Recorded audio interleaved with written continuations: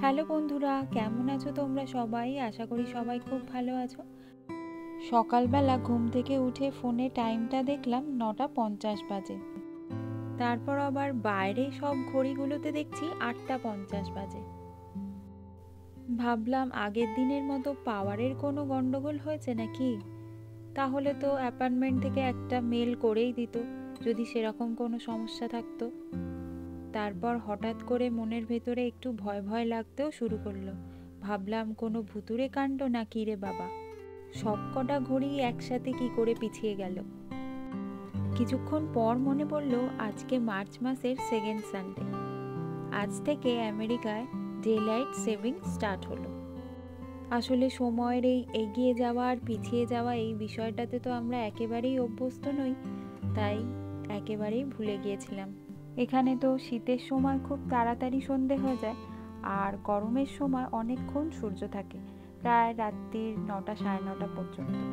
সেই কারণে মানুষ যাতে এই সূর্যের আলো যতক্ষণ রয়েছে সেই সময়টাকে কাজে লাগিয়ে সমস্ত কাজকর্ম করে নিতে পারে, সেই কারণে এই ডে লাইট সেভিংটা শুরু হয়। এটা প্রথম শুরু করেছিলেন 1784 সালে নিউজিল্যান্ডের জর্জ হাডসন নামে একজন ব্যক্তি। তবে ইউএসএতে এর প্রচলন শুরু হয় দ্বিতীয় বিশ্বযুদ্ধের সময়, সেই কারণে এটাকে ওয়ার টাইমও বলা হয়ে থাকে। 1987 সাল থেকে 2006 পর্যন্ত এটা শুরু হতো এপ্রিল মাসে আর শেষ হতো অক্টোবর মাসে। 2007 সাল থেকে ডে লাইট সেভিং এর টাইমিংটাকে চেঞ্জ করা হয়েছে। এখন এটা শুরু হয় মার্চের সেকেন্ড সানডে থেকে আর শেষ হয় নভেম্বরের ফার্স্ট সানডেতে। এখন যেমন ঘড়ির সময়টা 1 ঘন্টা এগিয়ে গেছে, নভেম্বর মাসে ঘড়ির সময়টা 1 ঘন্টা পিছিয়ে যায়। প্রতি বছরই মার্চ মাসের দ্বিতীয় রবিবার ভোর 2টোর সময় এই সময় পরিবর্তনটা ঘটে, ফলে এই দিনটা আমরা 24 ঘন্টার জায়গায় 23 ঘন্টা পেয়ে থাকি। তাই আজকে সকালবেলা উঠে প্রথম কাজ ছিল ঘড়িগুলোকে ঠিক। কয়েকদিন আগে অনলাইন থেকে কিচেনের জন্য কয়েকটা টুকিটাকি জিনিস অর্ডার করেছিলাম। আজকে ভাবছি কিচেন কাউন্টার টপটাকে একটু গুছিয়ে নেব। এখানে আমি যে যে জিনিসগুলো অর্ডার করেছিলাম সবগুলোরই দাম প্রায় $3 থেকে $4 মতো। ইন্ডিয়ান টাকায় দাম হবে 250 থেকে 350 টাকার মধ্যে। আগেরটা ছিল ডিম স্লাইস করে কাটার জন্য, আর এটা হচ্ছে পেঁয়াজ টমেটো এগুলোকে স্লাইস করে কাটার জন্য। এটা একটা উডেন ট্রে, সাইজটা খুবই ছোট এসছে, এতটা ছোট হবে ভাবিনি। এগুলোকে ঠিক কি বলে আমি জানি না, এগুলো শ্লোকের জন্য নিয়েছি। বিভিন্ন ধরনের শেপস এর মধ্যে করে তুমি প্যানকেক, এগ পোচ এগুলো বানাতে পারবে।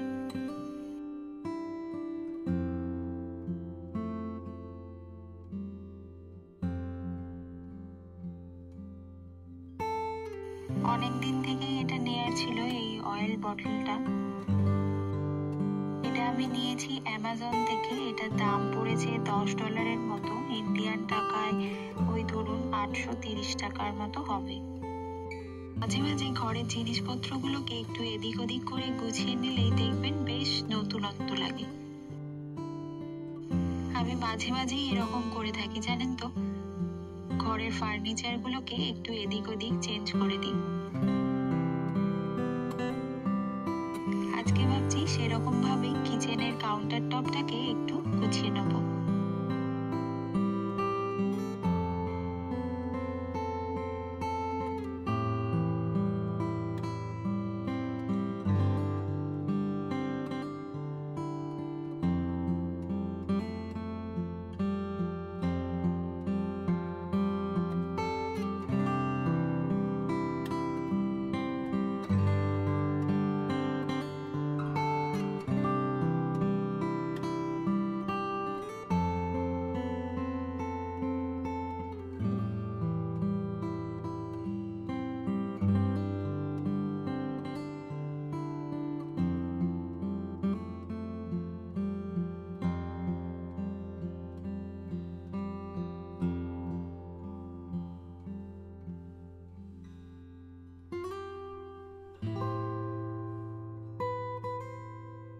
কিছু নতুন কিছু পুরাতন জিনিসপত্র মিলিয়ে কাউন্টার টপটাকে একটু অর্গানাইজ করে নিলাম। কেমন লাগছে জানিও কিন্তু প্লিজ।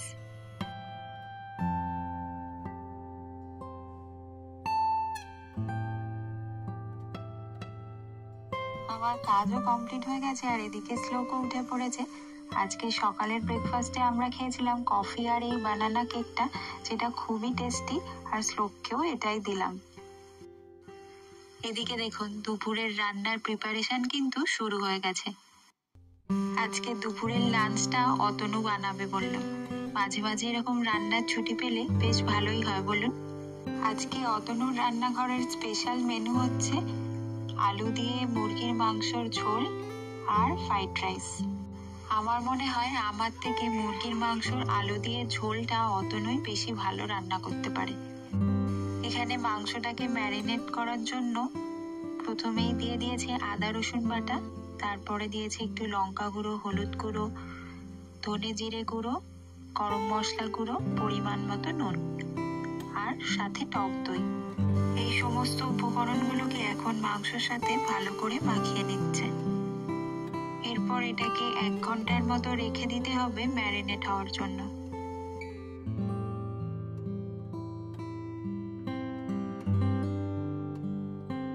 এখন একটু বেরিয়ে পড়েছি, শ্লোককে নিয়ে পার্কে যাব। আর এখানে দেখুন কতগুলো পার্সেল এসছে।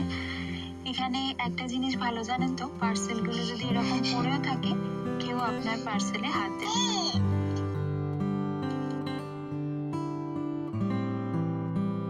আজকে টাইমটা 1 ঘন্টা এগিয়ে যাওয়ার ফলে আমরা আমাদের ঠিক টাইম মতো কাজ করলেও ঘড়িতে দেখাচ্ছে অনেকটা বেলা হয়ে গেছে, কারণ যেহেতু 1 ঘন্টা টাইমটা এগিয়ে গেছে। আর আজকে আমরা 24 ঘন্টার জায়গায় কিন্তু 23 ঘন্টা পাবো। তবে সেটা কেবলমাত্র শুধু আজকের জন্যই। আগামীকাল থেকে যেমন 24 ঘন্টার দিন হয় ঠিক সেরকমই হবে। আবার নভেম্বর মাসে যে দিনটা ঘড়ির সময় 1 ঘন্টা পিছিয়ে যাবে, সেই দিনটা কিন্তু 24 ঘন্টার জায়গায় 25 ঘন্টার হবে। টাইম চেঞ্জের প্রথম কয়েকটা দিন বেশ অসুবিধা হয়, আবার কয়েকটা দিন যাওয়ার পর আস্তে আস্তে ঠিক হয়ে যায়।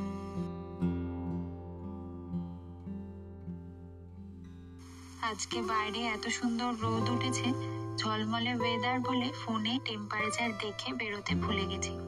এখানে বাইরে বেরোনোর আগে ফোনে আগে টেম্পারেচারটা দেখে নিতে হয়, সেই মতো আপনাকে পোশাক পরে বাইরে বেরোতে হয়। আমি সেরকম মোটা কিছু পরে এলাম না, বাইরে বেরিয়ে দেখছি বেশ ঠান্ডা। সেই কারণে দেখুন পার্কটা কিন্তু পুরো ফাঁকা। আগের রবিবার এই সময় প্রচুর ভিড় ছিল এখানে। শনিবার রোববার বেশিরভাগ এই 10টা-11টার সময় সব বাবা মায়েরা তাদের বাচ্চাদের নিয়ে এখানে পার্কে আসে।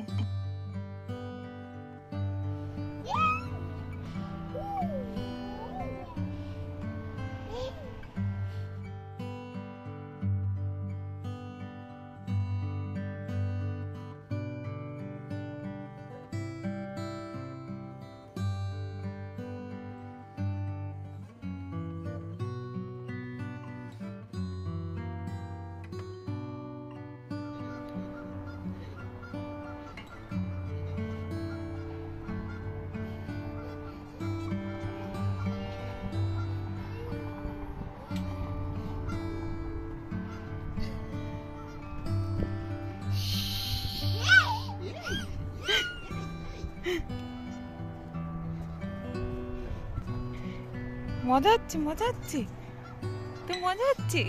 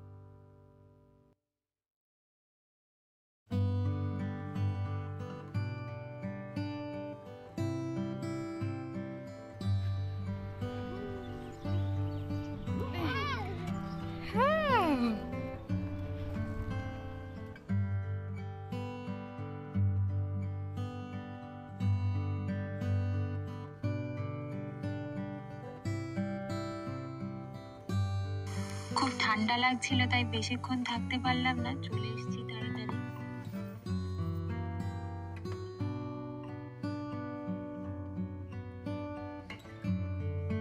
ঘরে এসে টেম্পারেচারটা চেক করে দেখলাম -4 ডিগ্রি দেখাচ্ছে। সেই কারণেই এত বেশি ঠান্ডা লাগছিল। যাই হোক, চলুন, ওদিকে কিন্তু আবার অতনু রান্নাটাও বসিয়ে দিয়েছে।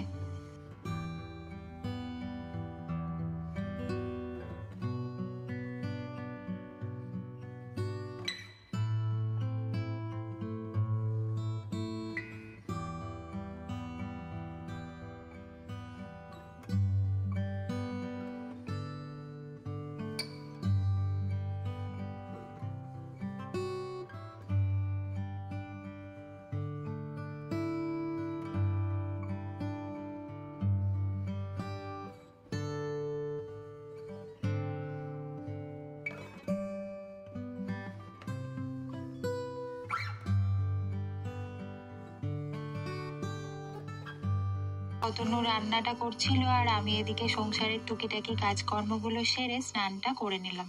চলুন দেখি কেমন বানিয়েছে মাংসের ঝোল আর ফ্রাইড রাইসটা। দেখে তো বেশ সুন্দর লাগছে। রবিবার দুপুরবেলা এরকম লাল লাল আলু দিয়ে মাংসের ঝোল আর ফ্রাইড রাইস, ব্যাস আর কিচ্ছু চাই না। চলুন তাহলে আমরা এবারে লাঞ্চটা সেরে ফেলি।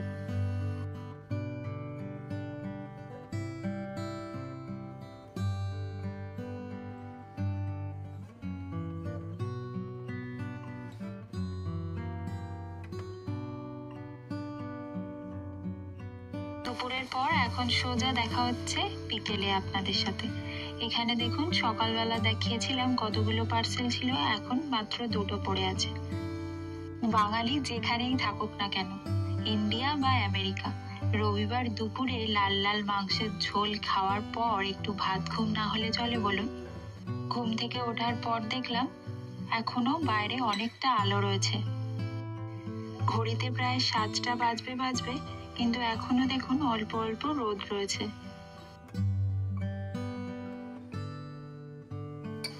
ঘুম থেকে উঠে যখন দেখলাম অনেকটাই আলো আলো রয়েছে বাইরেটা, তাই ভাবলাম একটু বিকেলবেলা হেঁটে আসি।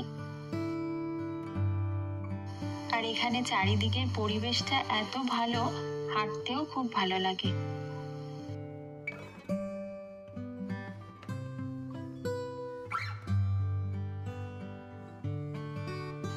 এটা দেখুন পেট্রোল পাম্প। এখানে কিন্তু নিজেদেরকেই গাড়িতে তেল ভরতে হয়।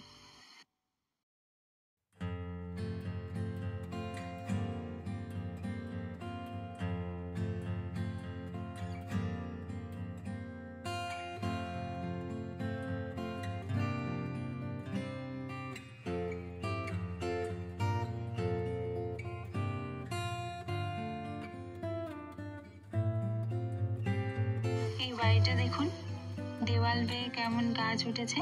প্রায় বাড়িতে দেখেছি জানেন এই গাছগুলো।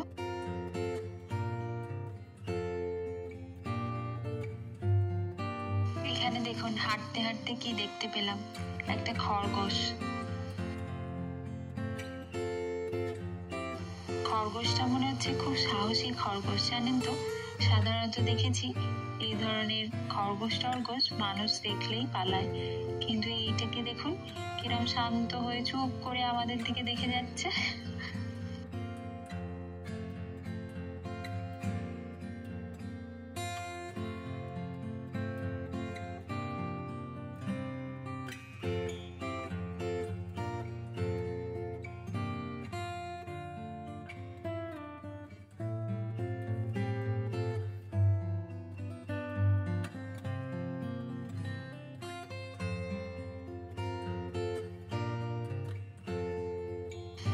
এটা দেখুন কত সুন্দর একটা জিনিস, ফ্রি লাইব্রেরি। প্রায় জায়গাতে রাস্তার ধারে ধারে এরকম ছোট বক্সের মতো করে লাইব্রেরি করা থাকে, যেখান থেকে আপনি বই নিয়ে পড়তে পারেন।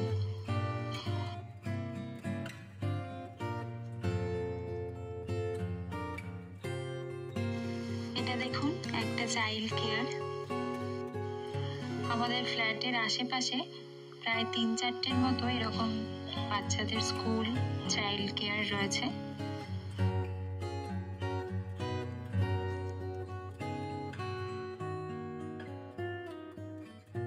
প্রায় 1 ঘন্টার মতো ঘোরাঘুরি করার পর এখন বাড়ি চলে যাচ্ছি, কিন্তু এখনো দেখুন কতটা পরিমাণে আলো রয়েছে।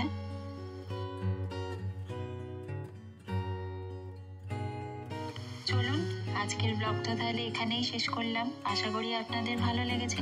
যদি ভালো লাগে প্লিজ একটা লাইক করবেন, চ্যানেলটিকে সাবস্ক্রাইব করে আমার পাশে থাকবেন। আরেকদিন দেখা হবে আর একটা নতুন ভিডিওতে। ততক্ষণের জন্য সবাই সুস্থ থাকবেন, ভালো থাকবেন আর নিজের খেয়াল রাখবেন।